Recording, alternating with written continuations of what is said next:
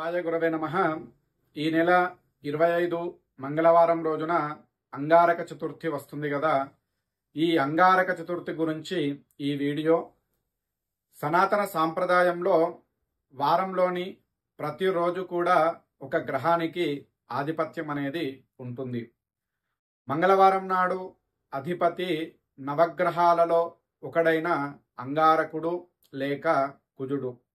ఈ అంగారకుడు మన జీవితాల్లో ఎన్నో ప్రభావాలు చూపిస్తాడు. పురుషులకైతే ఆత్మవిశ్వాసము, ధైర్యము, నాయకత్వ లక్షణాలను ప్రసాదిస్తే, స్త్రీల జాతకంలో కుజదోషంగా ఉండి వివాహాల్ని ఆలస్యం చేస్తాడు. అలాంటి కుజగ్రహ దోషాలను నివారించుకునేందుకు, కుజగ్రహ అనుగ్రహాన్ని పొందేందుకు ఒక విశేషమైనటువంటి రోజు ఉంది. అదే అంగారక చతుర్థి. మరి ఈ అంగారక చతుర్థి ఎప్పుడు వస్తుంది అంటే, సాధారణంగా నెలలో పౌర్ణమి తరువాత వచ్చే చవితి తిథిని సంకష్టహర చతుర్థిగా జరుపుకుంటాం.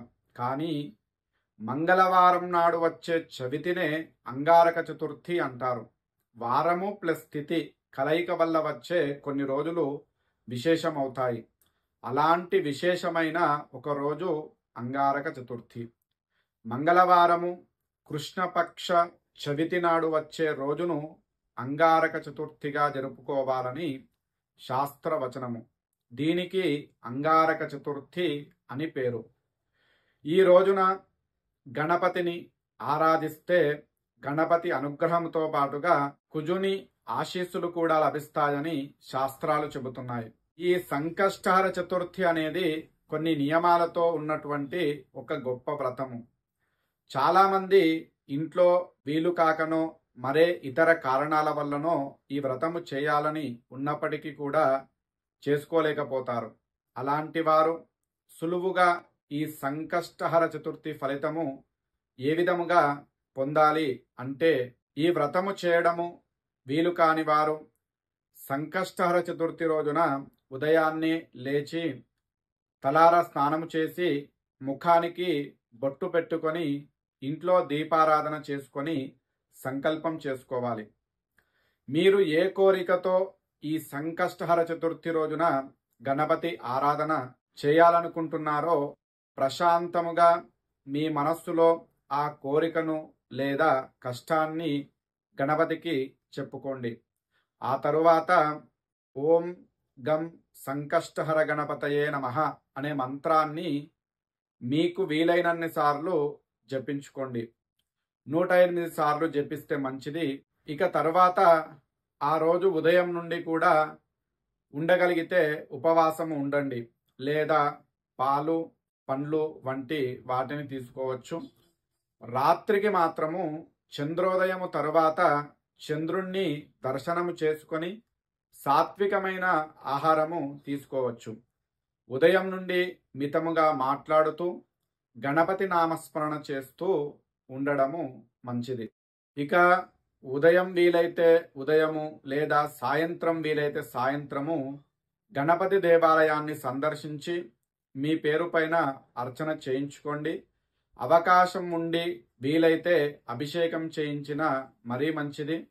ఇలా చేసిన మీరు మానసికంగా ఆ సంకష్టహర చతుర్థి వ్రతము చేసినటువంటి ఫలితము మీకు లభించి మీరు అనుకున్న ధర్మబద్ధమైన కోరికలు నెరవేరును. మంగళవారం వచ్చిన సంకష్టహర చతుర్థిన గణపతిని ఆరాధిస్తే అంగారక గ్రహ దోష నివారణ, అంగారక గ్రహ దోషాలు తొలగిపోతాయి.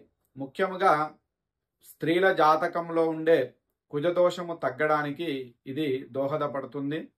దీంతో వివాహము సులువుగా జరిగే అవకాశాలు పెరుగుతాయి. ఇటు ఆరోగ్యపరంగా చూసిన కుజుడు మన శరీరంలో రక్తము, కండరాలు, ఎముకలకు సంబంధించిన వాటిని ప్రభావితం చేస్తాడు.